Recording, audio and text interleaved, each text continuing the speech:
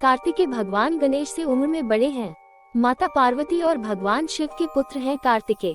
लेकिन कार्तिकेय को मिले एक श्राप के कारण वह हमेशा बाल्य रूप में रहते हैं।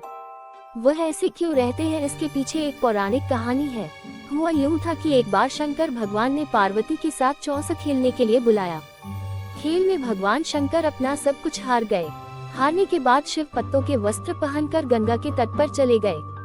कार्तिकेय जी को जब सारी बात पता चली तो वह माता पार्वती से समस्त वस्तुएं वापस लेने आए। इस बार खेल में पार्वती हार गई तथा कार्तिकेय शंकर जी का सारा सामान लेकर वापस चले गए। अब इधर पार्वती भी चिंतित हो गई कि सारा सामान भी गया तथा पति भी दूर हो गए। पार्वती जी ने अपनी व्यथा अपने प्रिय पुत्र गणेश को बताई तो गणेश जी स्वयं खेल खेलने शंकर भगवान के पास पहुँचे। गणेश जी जीत गए तथा लौटकर अपनी जीत का समाचार माता को सुनाया। इस पर पार्वती बोली कि उन्हें अपने पिता को साथ लेकर आना चाहिए था। गणेश फिर भोलेनाथ की खोज करने निकल पड़े। भोलेनाथ से उनकी भेंट हरिद्वार में हुई। उस समय भोलेनाथ भगवान विष्णु व कार्तिकेय के साथ भ्रमण कर रहे थे। पार्वती से नाराज भोलेनाथ ने लौटने से मना कर दिया।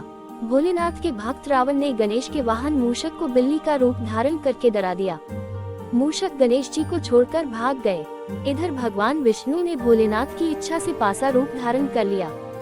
गणेश जी ने माता के उदास होने की बात भोलेनाथ को कह सुनाई।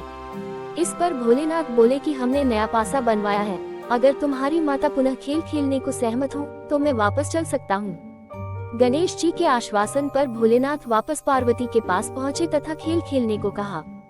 इस पर पार्वती हंस पड़ी व बोली, अभी पासा क्या चीज है जिससे खेल खेला जाए। ये सुनकर भोलेनाथ चुप हो गए।